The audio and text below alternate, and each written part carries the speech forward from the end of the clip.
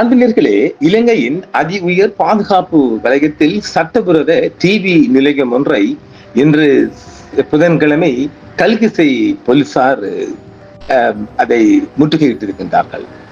ரெட்மலானை விமான நிலையத்திற்கு அருகிலுள்ள அத்திடிய பகுதியில் மிகவும் பாதுகாப்பான வலயத்திற்குள் ஹை ஜெகடிசோன் ஏரியாவுக்குள் அண்மையில் சட்டவிரோதமாக இயங்கி வந்த தொலைக்காட்சி மற்றும் வானொலி ரேடியோ ஒளிபரப்பு நிலையம் ஒன்றையும் போலீசார் சுற்றி வளைத்துள்ளனர். கல்கிசை மவுண்டனியா குற்றத்தடுப்பு அதாவது சிஐடி பிரிவினர் தொலைத்தொடர்பு அதிகாரிகளின் உதவியுடன் இந்த சோதனையை மேற்கொண்டார்கள். இந்த சம்பவத்துடன் தொடர்புடைய ஒருவர் கைது செய்யப்பட்டுள்ளார். அவர் ஒரு மாலைதீவு நாட்டை சேர்ந்தவர் என்று சொல்லப்படுகின்றது. இந்த நிலையம் ஒரு பயண முகம், அதாவது டிராவல் ஏஜென்ட் கம்பெனி என்று போர்வையில் மறைமுகமாக இயங்கி வந்துள்ளது. தனியார் தொலைத்தொடர்பு நிறுவனத்தின் தரவுகளை பயன்படுத்தி செயற்கைக்கோள் ஊடாக தொலைக்காட்சி அலைவரிசைகளை தரையிறக்கம் செய்து இலங்கை மற்றும் வெளிநாடுகளில் உள்ள வாடிக்கையாளர்களுக்கு சட்டவிரோதமான மீள் ஒளிபரப்பு நிலையம் ஒன்றை நடத்தியிருக்கின்றார்கள். சுமார் 5 மில்லியன் ரூபாய் பெறுமதியான ஒளிபரப்பு உபகரணங்கள் கைப்பற்றப்பட்டுள்ளன. இதில் செயற்கைக்கோள் ஏற்பிகள், அதாவது சேட்டலைட் ரிசீவர்ஸ், செயற்கைக்கோள் தட்டுகள், கணனிகள் மற்றும் ஸ்டார்லிங் கருவிகள் அடங்கும். தற்போது இது குறித்து மேலதிக விசாரணைகளை போலீசார் மேற்கொண்டு வருகின்றார்கள். அதாவது சட்டவிரோத ஒளிபரப்பு நிலையமான இந்த நிலையத்தின் முதன்மை நோக்கம் அதிகாரப்பூர்வ உரிமம் பெறாத அலைவரிசைகளை திருடி அவற்றை மீள் ஒளிபரப்பு செய்வதாகும். செயற்கைக்கோள் மூலமாக வரும் சிக்னல்களை சட்டவிரோதமாக பெற்று அவற்றை தங்களின் சர்வர் மூலமாக இணையத்திலோ அல்லது கேபிள் நெட்வொர்க் மூலமாகவோ குறிப்பிட்ட வாடிக்கையாளர்களுக்கு விநியோகம் செய்துள்ளனர். இதன் மூலம் உரிமம் பெற்ற ஒளிபரப்பு நிறுவனங்களின் வருமானம் பாதிப்பதாகவே குற்றச்சாட்டு பதிவு செய்யப்பட்டிருக்கின்றது. ஸ்டார்லிங் கருவிகளின் பங்கு என்றால், இலங்கை ஸ்டார்லிங் சேவை முழுமையாக அனுமதி பெற்று நடைமுறைக்கு வராத நிலையில் இவர்கள் அதை பயன்படுத்துவது முக்கியமான பாரிய குற்றம் என்று சொல்லப்படுகின்றது. ஸ்டார்லிங் மூலம் அதிவேக இணைய இணைப்பை பெற்று அதன் மூலம் உள்ளூர் நெட்வொர்க் தடைகள் அல்லது கட்டுப்பாடுகளை தாண்டி சிக்னல்களை தடையின்றி வெளிநாடுகளுக்கும் உள்ளூர் வாடிக்கையாளர்களுக்கும் அனுப்பி உள்ளனர். சாதாரண இணைய இணைப்பை விட இது அதிக வேகத்தையும் மறைமுக தன்மையையும் வழங்கியிருக்கும். இவை பல்வேறு நாடுகளில் இருந்து வரும் தொலைக்காட்சி அலைவரிசைகளை உள்வாங்க பயன்படுகின்றன. சட்டபூர்வ ஒளிபரப்பு உரிமம் இல்லாத போது இவற்றை வைத்து ஒரு அலைவரிசையை மட்டும் பெற்று அதை அதாவது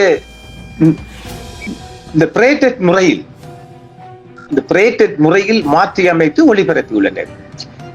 இவைதான் இந்த ஒளிபரப்பு நிலையத்தின் மூளை வாடிக்கையாளர் நிர்வாகம் என்று சிக்னல்களை டிகோட் செய்தல் மற்றும் இணைய வழியில் ஒளிபரப்பு நிகழ்த்து ஆகியவற்றை செய்திருக்கிறார்கள். அவர்கள் ஒரு கேபிள் நெட், அதாவது அவர்கள் சரியான முறையில் செய்வதென்றால், இந்த டிவி நெட்வொர்க் சொல்லுவதென்றால் இந்த பிரைட் கேபிள் டிவி நெட்வொர்க் போல செயற்பட்டுள்ளனர். சாதாரண மக்களுக்கு கிடைக்காத வெளிநாட்டு அலைவரிசைகள் அல்லது கட்டணம் செலுத்தி பார்க்க வேண்டிய சேனல்களை மிக குறைந்த விலைகளில் வாடிக்கையாளருக்கு விற்பனை செய்து லாபம் சம்பாதிப்பதே இவர்களின் பிரதான நோக்கமாக இருந்துள்ளது. இந்த குழுவினர் இலங்கை தளமாக கொண்டு செயல்பட்டாலும் மாலைதீவு நாட்டவர் ஒருவர் இதில் முக்கிய பங்கு வகித்திருந்தார். இது ஒரு சர்வதேச தொடர்புகளை கொண்ட சட்டவிரோத செயலாக இது இருந்துள்ளது. கல்கிசை மவுண்டனியா போலீசாரால் மேற்கொள்ளப்பட்ட இந்த அதிரடி சோதனையின் போது 50 வயதுடைய மாலைதீவு நாட்டு பிரஜை ஒருவர் கைது செய்யப்பட்டுள்ளார். இவர் கல்பவில பகுதியில் வசித்து வந்தவர் ஆவார்.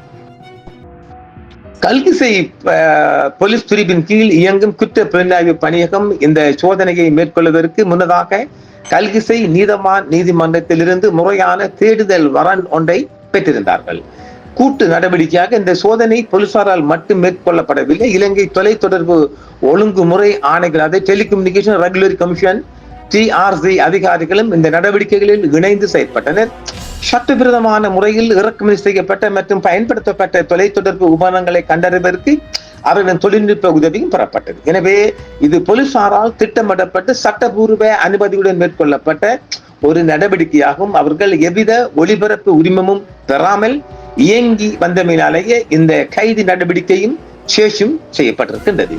இந்த சட்டவிரோத ஒளிபரப்பு நிலையம் செயற்கைக்கோள் மூலமாக செயல்பட்ட தொலைக்காட்சி அலைவரிசைகளை மீள் ஒளிபரப்பு செய்வதற்காகவே பயன்படுத்தப்பட்டிருக்கிறது, வேறு ஒரு நோக்கம் இல்லை என்றும் இவர்கள் டிராவல் ஏஜென்சி என்ற போர்வையில் ஒரு பிசினஸ் ரெஜிஸ்டர் ஒன்றை வைத்துக் கொண்டே இந்த வேலையை பார்த்திருக்கிறாங்க, ஒரு பிஆர் எடுத்துக்கிறாங்க. 50 மில்லியன் ரூபாய் பெறுமதியான உபகரணங்கள் இவர்களிடமிருந்து பறிமுதல் செய்யப்பட்டிருக்கிறது. இவர்கள் எந்த ஒரு குறிப்பிட்ட மொழிக்கு மட்டும் ஒளிபரப்பவில்லை, மாறாக பல நாடுகளை சேர்ந்த வாடிக்கையாளர்களை கவர்வதற்காக தமிழ், சிங்களம், ஆங்கிலம் மற்றும் மாலைதீவு நாட்டவர் சம்பந்தப்பட்டிருப்பதால் திவேகி போன்ற மொழிகளில் உள்ள சேனல்களையும் விநியோகம் செய்திருக்கிறார்கள். சர்வதேச ஊடகங்கள், அதாவது ஒரு குறிப்பாக பல்வேறு நாடுகளின் பிரதான பொழுதுபோக்கு அலைவரிசைகள், விளையாட்டு அலைவரிசைகள் மற்றும் திரைப்பட அலைவரிசைகளை இவர்கள் ஒளிபரப்பியுள்ளனர். இவை அந்தந்த மொழிகளில் மலையாளம், சர்வதேச மொழிகள் செஞ்சுக்கிறாங்க. மலையாளம், தெலுங்கு, இப்படி எல்லா மொழிகளும் செஞ்சுக்கிறாங்க. ஒரு உழைப்பும் பார்க்க தான் வேறு ஒரு பெரிய விடயமாக பார்க்கப்படவில்லை. ஆனால் ஒரு சட்டவிரோதமாக இயங்கிய ஒரு டிவி ரேடியோ ஸ்டேஷன் என்று பார்த்து ஒருத்தன் போட்டு கொடுத்து இவங்க சேஜ் பரணம் எடுத்து செஞ்சிருக்கிறாங்க. நல்ல விடயம், பாராட்டலாம். எங்க இப்படியெல்லாம் மூளை போகுது பாருங்களேன். பார்ப்போம் மற்றும் ஒரு காணொளியில் நேர்களே. என்றும் உங்களுடன் சன்ரைஸ் இந்தியா டிவி. சப்ஸ்கிரைப் பண்ணுங்கள், பெல் பட்டனையும் கிளிக் செய்யுங்கள். உங்கள் ஆதரவே எங்கள் சேவை. ஆதரவு தாருங்கள், அரவணைப்போம். மறக்காம சர்ப்ரைஸ் பண்ணுங்க. தேங்க்யூ.